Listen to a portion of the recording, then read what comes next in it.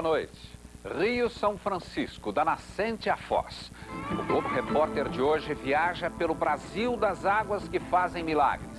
Elas correm em direção às terras mais secas do país e escondem tesouros. Às suas margens se protegem as perseguidas araras azuis. Do alto de suas pedras gigantes se esconde o macaco guariba, os peixes mais férteis e os mais estranhos. A caverna das grandes traíras, a maior estalactite do mundo, a terra dos vaqueiros. Tudo isso você vai conhecer no programa desta noite.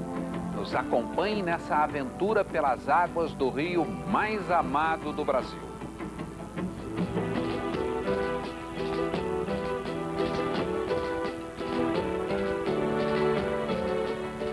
Ele é do tamanho de sua ousadia. Quase 3.000 quilômetros de história e beleza. É o caminho da fartura nas terras da seca. Leva riqueza, traz esperança. Sua força ilumina o Nordeste. Distribui coragem e resistência. O mar do sertão produz alegria. Reproduz a vida. E dizem, faz milagres. O que seria do nordestino sem as águas desse santo?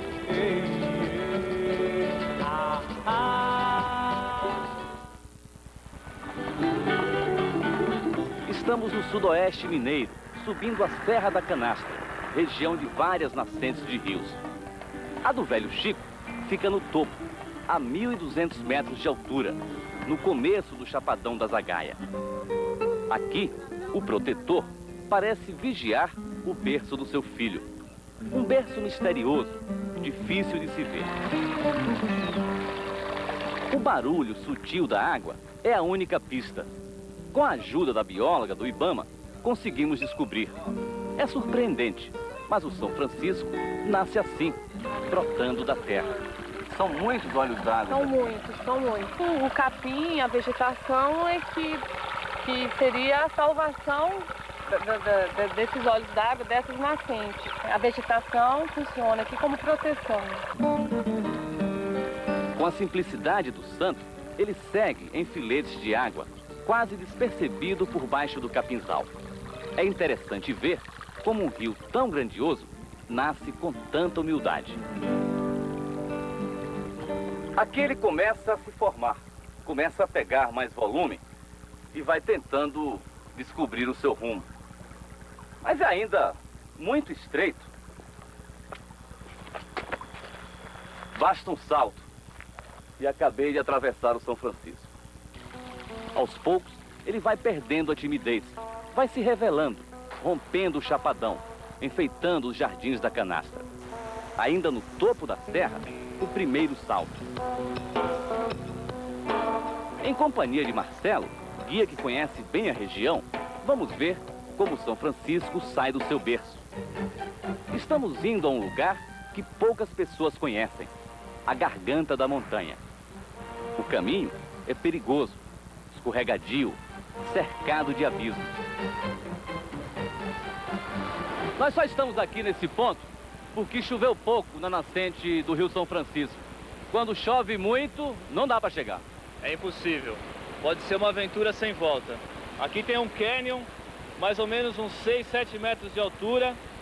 E a água corre muito apertada no meio desse canyon para chegar até uma lagoa muito bonita, só que sem acesso. É impossível chegar lá. Nem os mais corajosos aventureiros se arriscam a desafiar a fenda secreta do rio. Seguimos pela trilha das pedras até o ponto mais alto.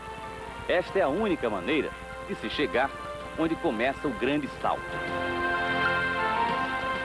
E lá está ele, o São Francisco, se despede do seu berço de forma majestosa.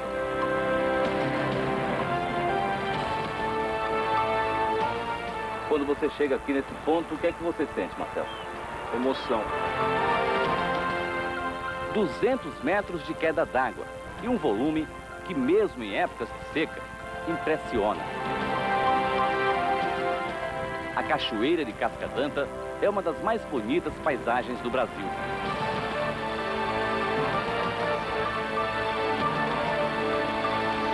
Só tem uma coisa curiosa, aqui a gente percebe um fenômeno do Rio São Francisco.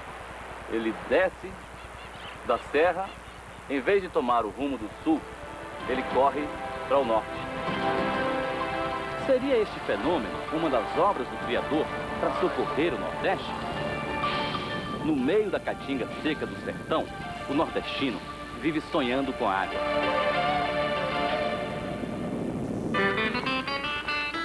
O vaqueiro Zé Luiz sente tanto a falta da chuva que numa noite de verão acordou assustado com um barulho perto de casa. Quando foi ver, pensou que era mesmo um sonho. O riacho da Melancia estava transbordando. Este é um pequeno afluente do Velho Chico e passa anos e anos desse jeito, esturricado. Quando você chegou aqui que viu o riacho cheio, a água transbordando aí, o que você sentiu? Ah, rapaz, eu senti uma alegria grande. É a coisa mais linda do mundo. Quer dizer, quando ele enche assim, ele passa quanto tempo cheio? 3 dias só. Sem o que beber e muitas vezes sem o que comer. Zé Luiz vai resistindo. É um daqueles sertanejos que não trocam o sertão por nenhum outro lugar do mundo. Ele diz que é feliz aqui e tão apaixonado pela terra que virou fiscal da natureza. Não parece, mas a caatinga seca do sertão do São Francisco abriga muito animal silvestre. Mas aqui na roça de Zé Luiz, eles estão protegidos. Não há fome que o faça sair para caçar. Você nunca deu um tiro aqui em sua roça? Não, nunca deu tiro. Nem eu nunca dei, nem aceito ninguém dar. Ninguém atira aqui na minha fazenda. Agora mesmo, tem um buraco ali com uma tatuzinha parida. De onde é? Vamos lá? Vamos lá. Quem não conhece a caatinga, passa e nem desconfia. O buraco do tatu fica escondido entre plantas retorcidas e gravetos. Zé Luiz diz que a roça dele é uma grande maternidade. Ela está aí dentro com os filhotes. Aqui. Todo ano ela tira filho aqui. Tem quantos filhotes aí? Rapaz, eu só vi um, mas é para ter uns 3 ou 4. Com medo de cobra, Zé Luiz chama o amigo Gilmar para enfiar a mão no buraco. Mão e braço. Parece um túnel, comprido. Passou um tatuzinho entre aqui, novinho. Filhotinho aí? Sim, passou por aí. Passou e logo voltou. É um dos bebês da maternidade. Olha, rapaz. Olha, deve ter o quê? Uma semana? Tem uns 8 dias, mais ou menos. Deve ter quantos aí, Zé Luiz? Rapaz, Tem 4. É 4. Até 4. 4 filhotes desse. 4 filhotinhos. Mas quando ele estava voltando para o berço, um dos irmãos apareceu. Aqui o tatuzinho. Cadê? Aqui dentro. Ah, é outro filhote. Outro filhote. Esse aqui é menor do que o outro, mas Esse é o caçula. deve pesar 100 gramas no 100 máximo. gramas, O que que ele come aí? Só mama? Só mama. Só mama. A mamãe Tatu veio atrás dos filhos. Ela só deixa o buraco quando eles aprendem a caçar sozinhos. 3, 4 meses depois de dar à luz. Esses bichinhos aqui, se depender de você, o Tatu aqui tem vida longa. Tem vida longa, com certeza. Você nunca matou um aqui? Não.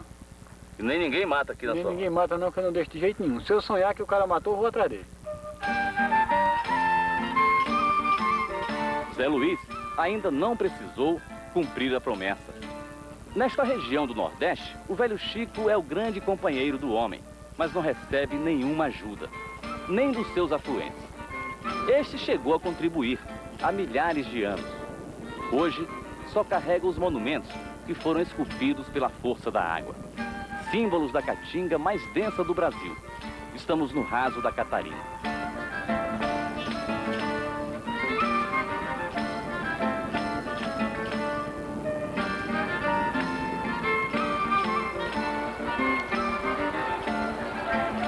Este território governado pelo Sol é a morada da arara azul de Lia. Uma raridade exclusiva do sertão do São Francisco. A ave mais cobiçada pelo tráfico de animais.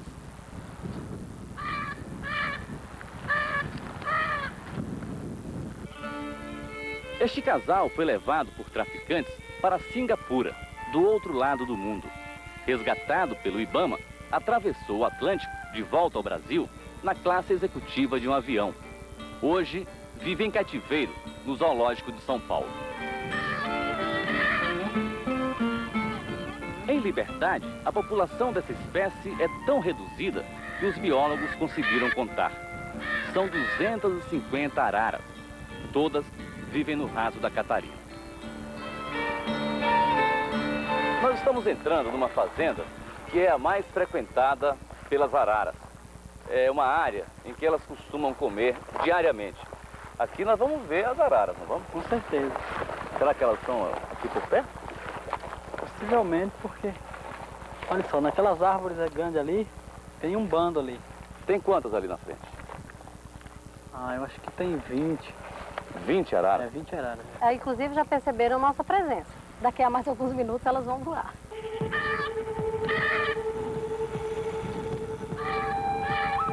E voaram mesmo, desconfiadas, fazendo barulho, avisando aos outros grupos que tem gente por perto. A bióloga Tânia e o marido Erivaldo são empregados de uma organização não governamental que foi criada para protegê-las. Com um binóculo, o casal segue o comportamento das araras. Elas passam a maior parte do dia nas pequenas palmeiras do sertão, onde encontram o prato preferido, um coquinho conhecido como licuri. É um coquinho duro que a gente só consegue quebrar com uma pedra. É saboroso. Impressionante é como elas conseguem cortar o coquinho ao meio, com o bico. Bico afiado esse, né? Bastante. Elas fazem isso em apenas 20 segundos. 20 segundos para quebrar um coquinho. E quantos coquinhos dessa uma arara come por dia? Uma arara adulta come em média 300 coquinhos. Quando o licuri está escasso, elas atacam as roças de milho. Comem e ainda levam para casa. Precisam estar bem alimentadas para voar 90 quilômetros até o abrigo. Vamos conhecer o dormitório das araras. O carro vai até onde a areia deixar. A pé, um longo percurso por trilhas arriscadas. As araras se escondem atrás das montanhas de arenito, quase inacessíveis ao homem.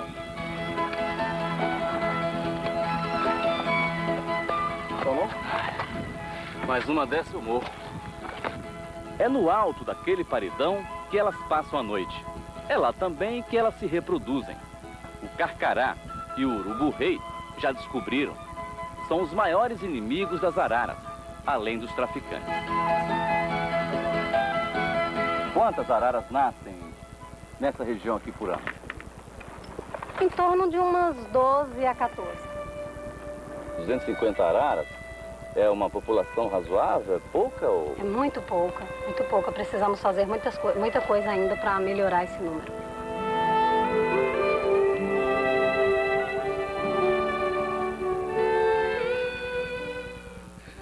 Nossos repórteres atravessam o Vale das Pedras Gigantes e chegam à Caverna das Grandes Traíras e a morada dos macacos guaribas.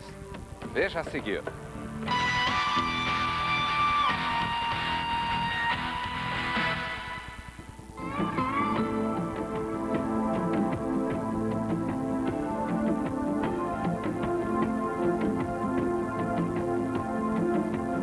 Pirapora, Porto dos Gaiolas, dos Vapores, ponto de partida do maior trecho navegável do São Francisco. Este barco está pronto para uma missão especial: transportar um grupo de pesquisadores. Biólogos, historiadores, arqueólogos, geógrafos, jornalistas, todos empenhados numa campanha que pretende salvar o Velho Chico. Para isso, precisam convencer a Unesco que o Rio da Integração Brasileira é um patrimônio mundial. A pretensão dessa campanha é mobilizar a opinião pública, não só das cidades ribeirinhas, mas dos estados, dos 5 estados, num grande movimento mesmo de cidadania em defesa das águas, em defesa da nossa história e da nossa cultura. Esta expedição vai percorrer o mesmo caminho que o engenheiro alemão Henrik Haufeld fez há quase 150 anos, a pedido de Dom Pedro II. O imperador queria conhecer as riquezas do rio. Hoje os pesquisadores sabem que muita coisa mudou ao longo de 1,5 século. As águas do Velho Chico já não são as mesmas. Januária, norte de Minas. Na terra da boa cachaça, os pesquisadores vieram conhecer um dos tesouros do São Francisco, o Vale do Peruaçu, região de afluentes preservados e de enormes montanhas de calcário.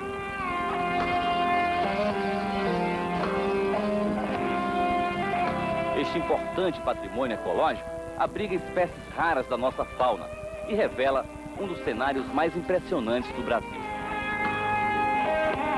Há 1 bilhão de anos, toda essa região pertencia às profundezas do mar. O precipício tem 180 metros de altura. Lá embaixo passa o rio Peruaçu, o afluente misterioso do Velho Chico. Ele corre se escondendo nas cavernas e deixando para trás monumentos belíssimos. O bolo gigante, os cogumelos e a maior estalactite do mundo. Pesa 20 toneladas. Está no livro dos recordes. Na verdade, o rio é o autor dessa obra toda aqui, né? É, ele parece até pequeno e muito pouco significante, mas ele é o grande escultor de toda essa arquitetura. Tanto dissolvendo o material e permitindo que ele pingue, que as gotas, a água pingue e começa a construir toda essa harmonia que a gente vê aqui dentro dessa gruta.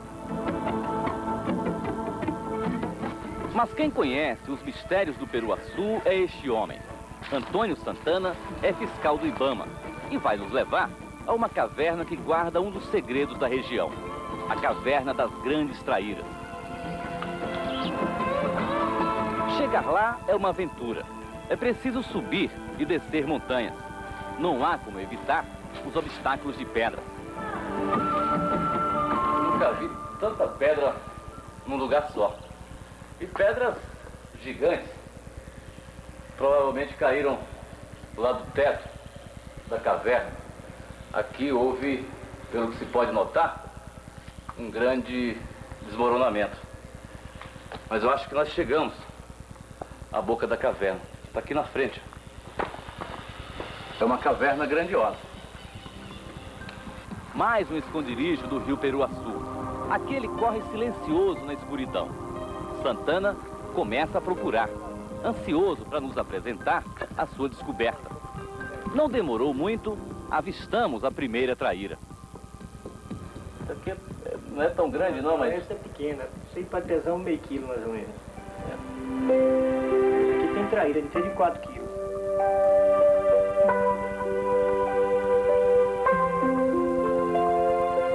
Fomos atrás. Mais adiante, encontramos traíras bem maiores. Se alimentam de pequenos peixes, insetos e répteis que vivem na caverna. Nesse período de desova, o macho não desgruda da fêmea. Curioso é como elas se orientam nessas águas turvas do rio. Elas atravessam aqui a escuridão, e são várias cavernas aqui, né? Ah, tem mais de 10 cavernas que ela atravessa aí, sem enxergar nada. Saímos da caverna das traíras e fomos procurar o morador mais famoso do Vale do Peruaçu, o macaco guariba. Esse barulho estranho é o sinal de que eles estão na área. É um animal raro que se entoca nas montanhas. Às vezes, aparece nas fazendas. Vanusa diz que levou um susto. Estava lavando roupas e foi visitada por um bando. Eles chegam perto aqui, onde você está agora? Chega. Ó, dessa árvore aqui, ó, eles ficam pulando para essa. A fêmea, eles pulam aquele galho ali, ó, passa para essa árvore com o filhote nas costas e vai andando naquele galinho.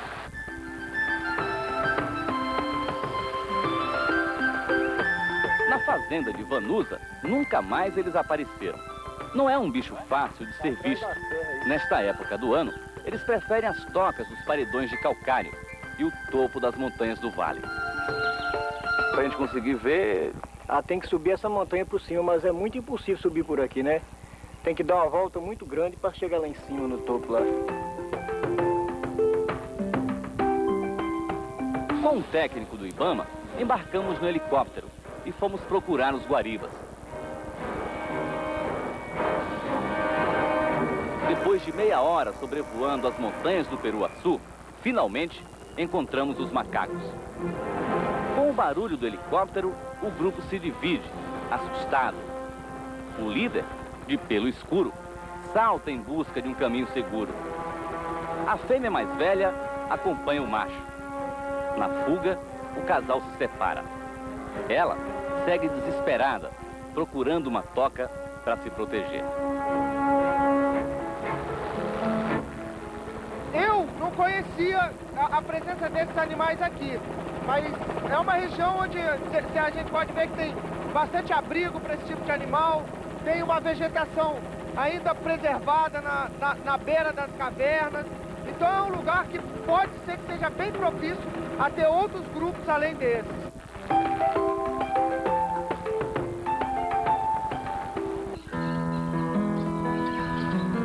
A 40 quilômetros de Pirapora, em Barra do Guaicuí, os pesquisadores desembarcaram para conhecer o monumento histórico, as ruínas da Igreja de Bom Jesus do Matozinho.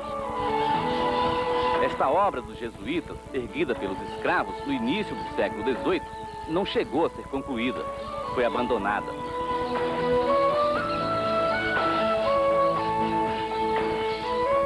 A gameleira aproveitou para fincar suas raízes e, curiosamente, conseguiu crescer.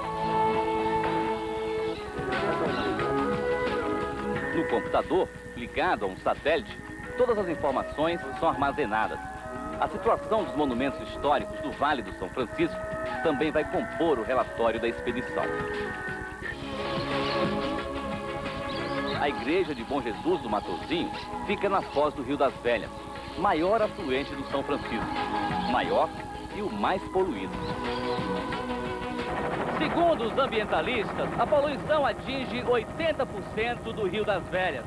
São 500 quilômetros de águas contaminadas pelos esgotos de Belo Horizonte e de outras grandes cidades mineiras. E o São Francisco é obrigado a receber toda a sujeira do seu maior afluente. O professor Apolo Heringer, da Faculdade de Medicina da Universidade Federal de Minas, há 5 anos vem pesquisando a bacia do Rio das Velhas. Segundo ele, mais de 4 milhões de pessoas sofrem as consequências da poluição, além do Velho Chico. O Rio São Francisco está ameaçado de morte? Eu acho que sim. Nós temos demonstrações de que a poluição é avassaladora. E o desmatamento também. Com o desmatamento, a chuva não entra na terra, as nascentes estão secando. Essa crise energética aí virou uma crise de água. Nenhum rio deve ser feito, transformado em esgoto. Isso é um crime.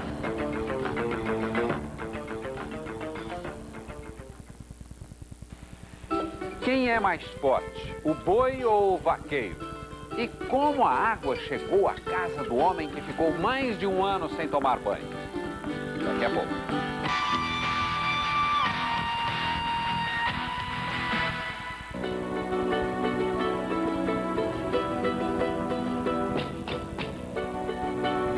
Quando o rio virou mar, o sertão foi alagado. O sertanejo foi obrigado a abandonar suas terras. Cidades inteiras mergulharam nas águas das barragens. Mas a seca no São Francisco está trazendo a lembrança de volta. Lembrança da igreja da velha Petrolândia, que reapareceu no lago de Itaparica, em Pernambuco. Na Bahia, se chega a pé a antiga Remanso, que ficava a 8 metros de profundidade. Esta é a maior seca da história de Sobradinho. O nível do reservatório baixou 92%. O barco dos pesquisadores quase não consegue passar pela eclusa da barragem. Este mecanismo funciona como um elevador de água.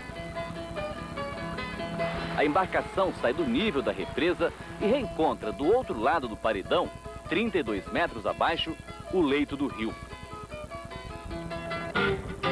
Depois da eclusa, os pesquisadores chegaram ao fim do trecho navegável. Petrolina de um lado, Juazeiro do outro. Bahia e Pernambuco, unidos por uma ponte.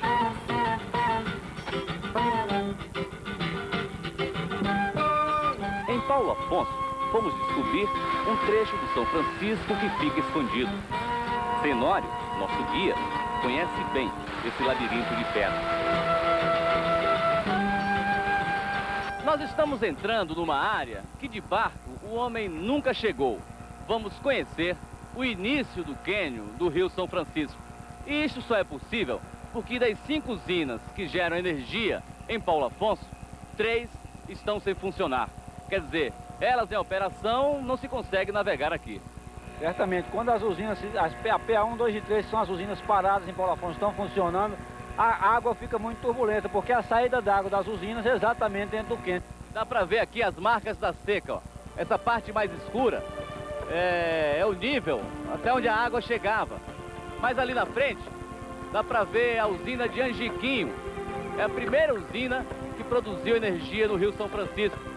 Mais adiante, as marcas das famosas cachoeiras de Paulo Afonso. Era um cenário exuberante. Era difícil escolher a cachoeira mais bonita.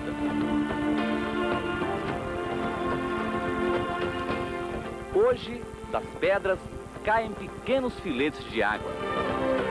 Em compensação, o cânion de 60 quilômetros, que era inacessível, depois da represa de Xingó, virou atração turística, área de lazer. Mas nesta região, basta desviar os olhos da calha do rio para se enxergar o contraste. Na paisagem hostil da Caatinga, o nordestino se diverte no lombo do cavalo.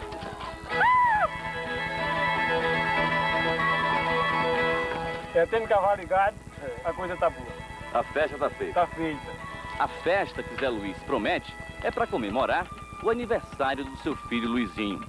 17 anos e a valentia de um bom vaqueiro. Isso aí tem coisa de 3 homens, do avô, do pai e a dele. A herança de Luizinho vem do seu Nezinho, que já aposentou o gibão. O Zé Luiz chorava. Chorava? Aí fumado, campeado. Ele tinha quantos anos? Com 10 anos. 10 anos? Já ele já andava no mar. Já corria atrás de boi para essa idade? Zé Luiz levou o filho pelo mesmo caminho. Luizinho, se quiser ganhar presente de aniversário, vai ter que vencer um desafio. Quem derrubar o boi, leva a cela. Leva a cela. E aí, Luizinho? Vai correr atrás do boi mesmo? Vou. Vai dar para ganhar esse presente, essa cela aí? Vou ver se ganha. O que você sente quando você está correndo atrás de um boi em cima do cavalo? Ah, a vontade é muito grande. Quanto mais corre, mais acha bom. A disputa começa. E Luizinho faz o cavalo disparar atrás do boi.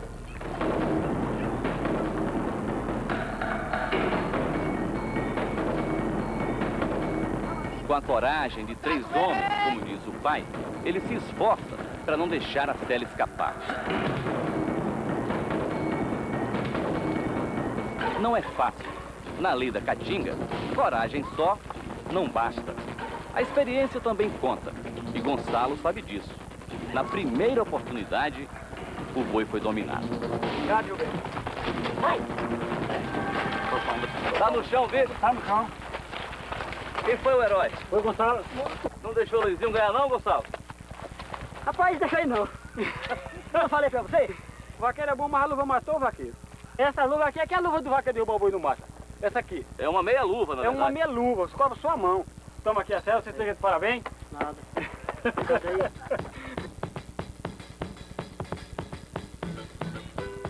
Você vai conhecer agora a história de um outro herói da Caatinga.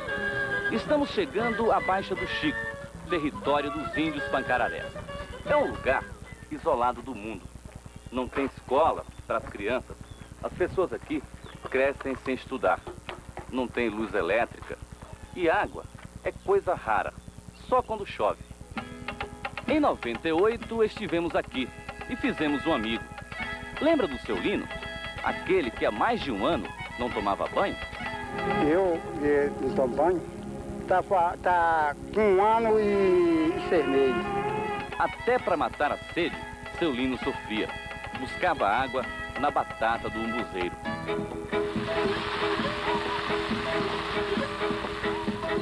Esta é a grande vitória do seu Lino. Conseguiu que a Fundação Nacional de Saúde perfurasse um poço em suas terras. Agora, ele tem água para beber e tomar banho. De vez em quando, você toma um banhozinho? Tomo um banho. Hoje mesmo eu tomei um. Eu era um homem, que meu braço não era assim. Meu braço não era assim. Não era assim como? Assim, essa pele aqui. Tá claro, é? É claro, era preto. E a água tirou? E a água tirou. Tirou não, tá tirando.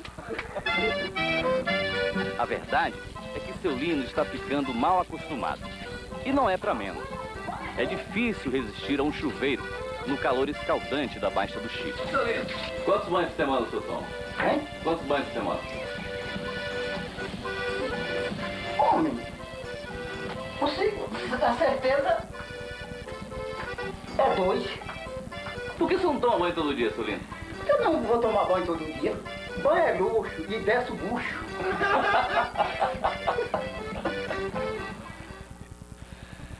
Você sabia que Minas Gerais também tem um Pantanal?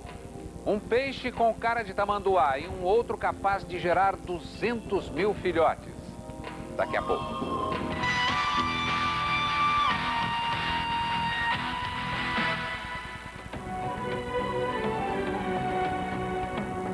A energia que abastece parte de Minas e quase todo o Nordeste é gerada pelas águas do Velho Chico.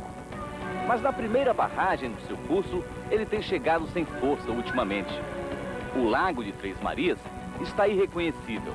Tem apenas 10% do volume normal. Só nas cheias as comportas se abrem. Estas imagens, gravadas em 86, registraram uma das épocas de glória do rio. Hoje, o nível da represa mal consegue fazer funcionar a hidrelétrica, além de provocar um desequilíbrio ecológico. Toda a água que é liberada passa pelas turbinas e sai fria do outro lado. E em baixa temperatura, os peixes não conseguem desovar, segundo os biólogos.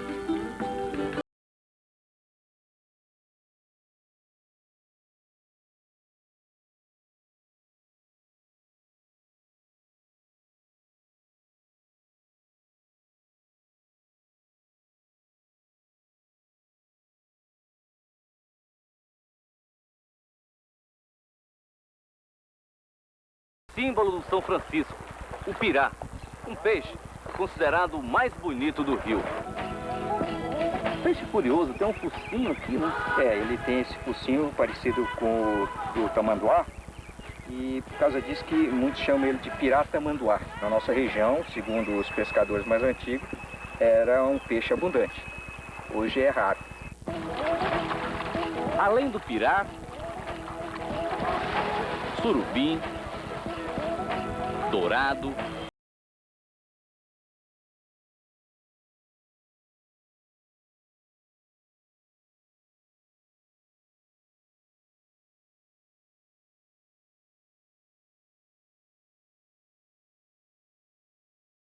nas águas de Três Marias, a expedição dos pesquisadores chega ao Rio Pandeiros, um dos maiores berçários naturais do São Francisco.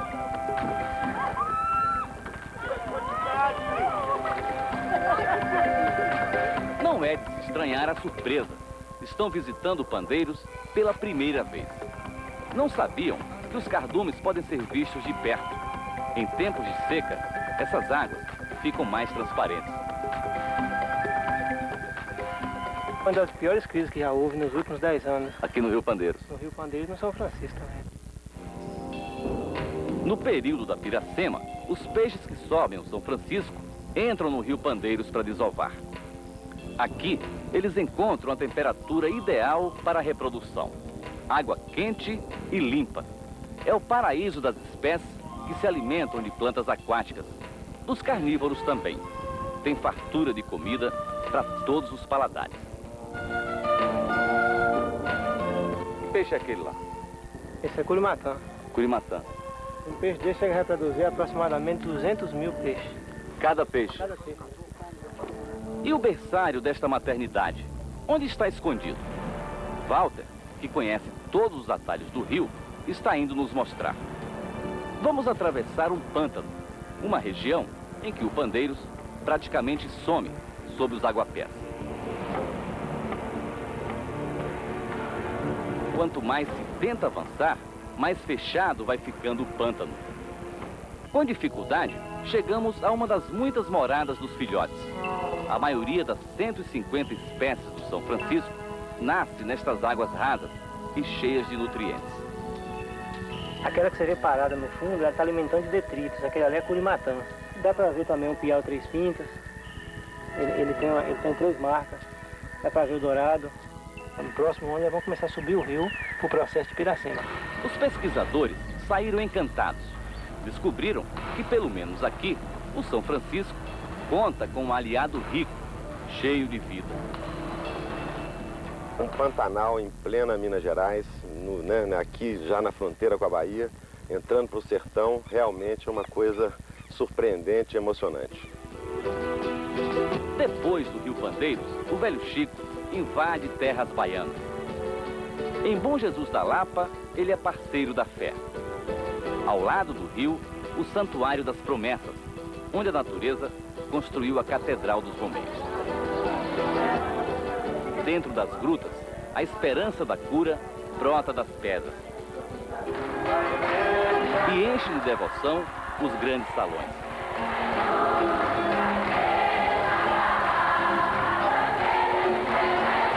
Para o sertanejo, rezar neste templo é alcançar as graças do Bom Jesus.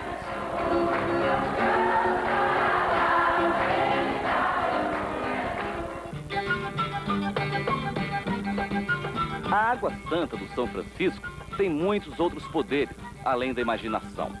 No sertão nordestino, ela espalha milagres nas terras dominadas pela impiedade do sol. Ano sem chover, ano de muito sofrimento para o sertanejo. Vejam aqui como a seca deixa a caatinga, assim ó, cinzenta, esturricada. E a gente fica aqui pensando, meu Deus, o que essa terra é capaz de produzir? É difícil acreditar, mas ela produz riquezas. Vejam ali, ó. Aquilo é um parreiral, um dos milagres do São Francisco. Uvas de todas as variedades, até sem caroço. A maior parte é exportada para a Europa e Estados Unidos. Dos plantios irrigados, a colheita chega a 2,5 safras por ano. As terras que recebem as águas do Velho Chico nunca deixam de produzir. Todo mês, este mercado em Juazeiro da Bahia vende 70 mil toneladas de frutas.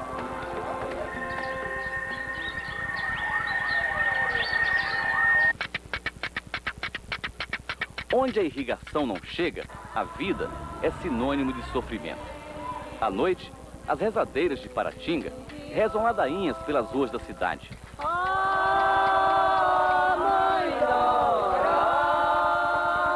De dia, se reúnem no cruzeiro, nas margens do São Francisco, e pedem chuva a São José.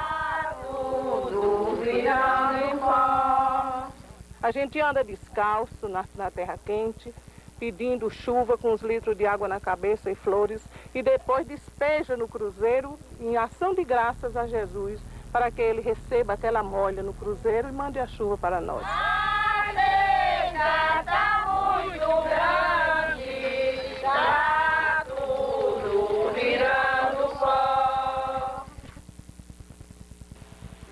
A incrível história do povoado que foi engolido pelo mar.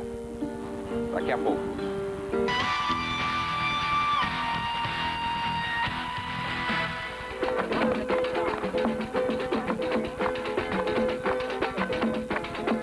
Um rio de tradições.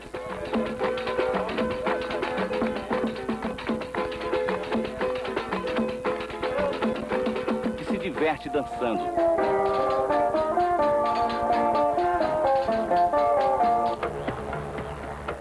Um rio de histórias e lendas assustadoras. De figuras poderosas contra o mal-olhado, os maus espíritos. Metade homem, metade bicho. Estas águas também abrigam monstros temíveis. Quem nas barrancas do São Francisco já não ouviu falar no Nego d'Água? Ele é mais ou menos assim, 1,20 m. A cabeça dele é careca, não tem um fio de cabelo. Mas o corpo dele, porém, é todo cabeludo. O corpo dele é todo cabeludo, mas cabeludo mesmo. Quem nunca viu e vê, se assombra. O imaginário é a inspiração do artista, assim como os peixes, as paisagens. A família de Dona Antônia Dumont trabalha bordando a vida do velho Chico. Uma arte feita de linha e capricho, que acaba ilustrando livros, virando telas que parecem pinturas. Aquele quadro ali é o São Francisco? É o rio que a gente sonha, né? Quando a gente era menina, a gente viu ainda o rio cheio de peixes, as matas ciliares compostas, as nascentes ainda muito bem preservadas. Hoje a gente não tem mais o rio com peixe e tem as nascentes completamente dizimadas, né?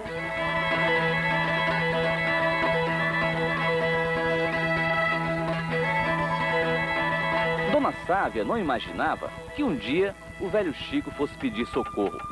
Ele vem perdendo força até na geração de energia. Todas as hidrelétricas do rio estão sendo obrigadas a economizar água.